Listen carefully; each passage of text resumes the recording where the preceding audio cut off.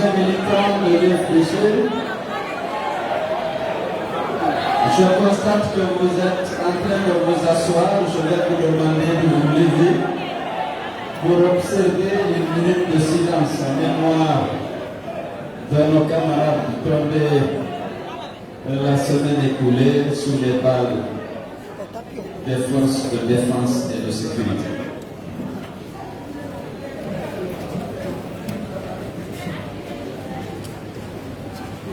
Merci. Comme vous le savez, la semaine écoulée a été marquée par une grande victoire du peuple de Guinée qui a pu et su démontrer qu'il n'était pas prêt à accepter l'assassinat programmé de notre démocratie par Alpha Condé. Je voudrais vous féliciter pour votre contribution remarquée à ces manifestations appelées par le Front National pour la défense de la Constitution. J'ai dit contribution remarquée parce que l'UFDG a largement contribué au succès de cette manifestation. Je suis fier de vous. Je sais à quel point vous êtes engagés pour que règne en Guinée la paix, dans la justice, dans la démocratie, dans le respect des droits humains et dans le respect des libertés fondamentales. Depuis de longues années, vous êtes en train de vous battre, de consentir des sacrifices, y compris le sacrifice ultime, pour que règne dans notre pays cette paix, dans la justice. Le lundi, mardi et mercredi passés, vous avez été héroïques dans ce combat, dans ces manifestations réprimées, comme toujours dans le sang, par le pouvoir d'Alpha Condé. Mais notre combat, c'est pour notre pays. C'est pour qu'il y ait le changement tant attendu.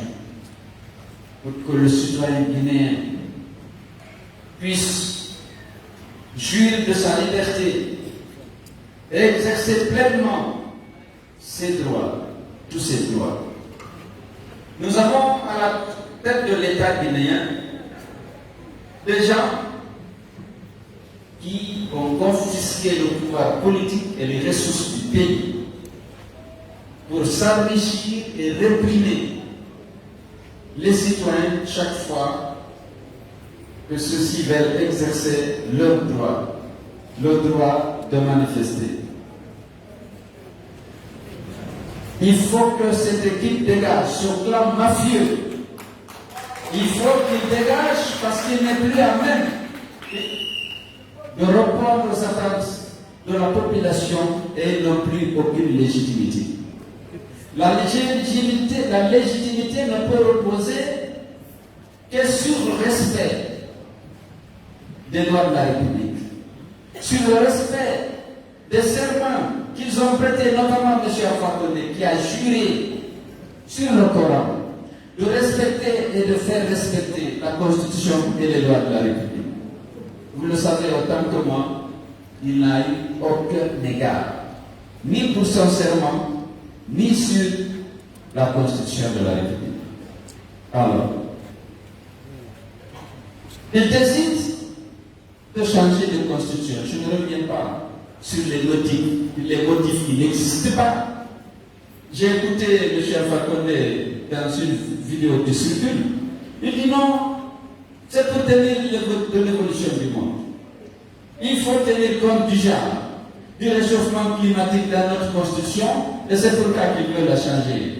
Maître Amadou lui a apporté une réplique cinglante à travers une tribune qu'il a rédigée si on veut renforcer les dispositions relatives à l'environnement. Si on veut renforcer les dispositions relative au genre, puisqu'elle existe bien dans la Constitution. Mais qu'est-ce qui coûterait à Alpha d'introduire une proposition ou un projet de loi qu'on aurait examiné pour savoir s'il y a lieu? Il n'y a aucun motif, sauf M. Alpha Condé tient à ramener les compteurs à zéro pour dire que nous sommes dans une nouvelle ère, une nouvelle république, et qu'il n'est plus lié par le serment du passé, par la Constitution sur laquelle il avait juré. C'est tout l'existe. Regardez combien de fois nous sommes en train de perdre de l'énergie, de l'argent et du temps, juste pour satisfaire, pour aider à assouvir cette ambition de Alpha de garder le pouvoir durant toute sa vie. Alors qu'il y a des problèmes, l'état des infrastructures, le système éducatif, la misère de transport public.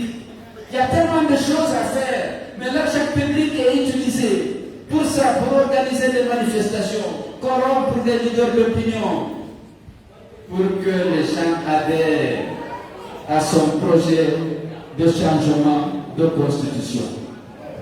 Je vous demande de rester mobilisés pour continuer à mener le combat. Le combat qui est le nôtre, le combat qui est celui du peuple de Guinée, qui a maintenant qui est excédé par ces comportements du gouvernement et des forces de l'ordre. Aucune institution ne fonctionne. C'est le désordre total partout. Mes chers camarades, il ne faut pas relâcher la lutte. C'est vrai, c'est dur, mais on doit continuer ce combat. Au niveau de FNDC, on a décidé d'organiser une grandiose manifestation qui dépassera l'ampleur de celle qu'on a l'habitude de faire sur l'autoroute le jeudi prochain. Que vous soyez tous mobilisés pour participer à cette marche historique pour délivrer le message à Alpha Condé. Jeudi prochain, le FNDC lance un appel à manifester sur l'autoroute au niveau de Conakry. Mais la manifestation est appelée sur l'ensemble du territoire national.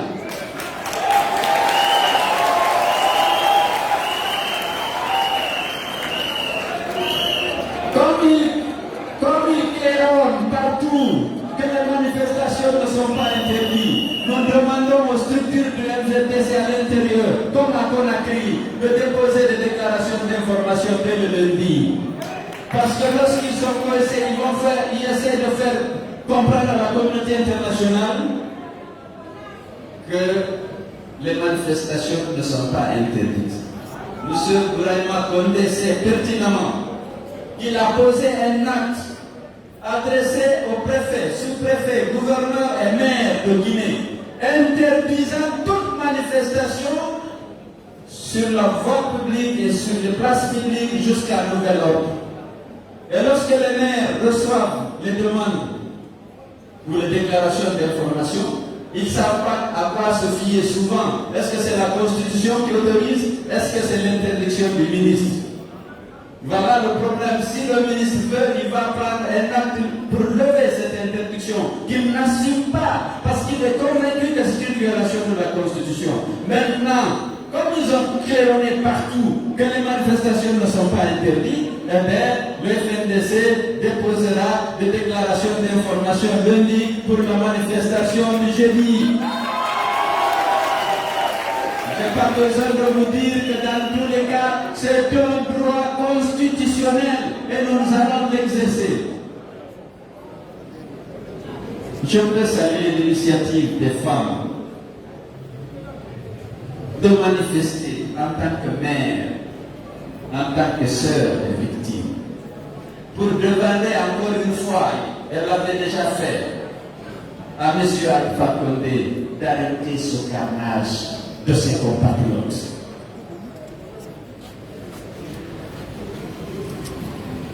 Nous sommes à 114. 114 morts. Pratiquement dans les mêmes conditions. Tués à bout portant. Sur instruction avec la complicité de l'Alpha Condé qui garantit l'impunité aux tueurs. Alors on cherche un autre responsable. J'ai dit pourquoi Alpha n'a jamais accepté qu'une commission d'enquête soit mise en place pour rechercher les auteurs de ces crimes. C'est parce que c'est lui le commanditaire.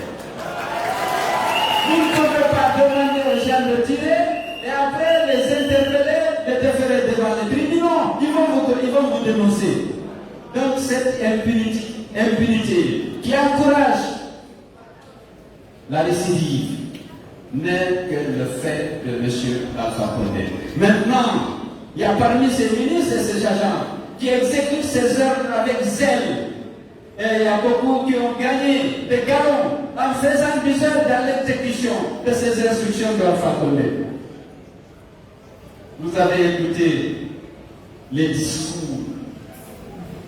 va-t-en-guerre de Brahma Condé, de Brahma Keïra, de Amadou Damaro. C'est eux tous qui sont responsables. Vous avez écouté le Premier ministre qui a dit qu'il préfère l'ordre à la loi. Et dans le cadre de l'application de cette consigne, voilà les meurtres qu'on provoque. Ils sont tous responsables et ils défendront, ils se défendront. L'histoire les interpellera. Nous n'avons pas à reculer. Je vous demande de continuer la lutte jusqu'à la victoire finale qui ne va pas tarder. Merci beaucoup et je vous souhaite un bon week-end. La mobilisation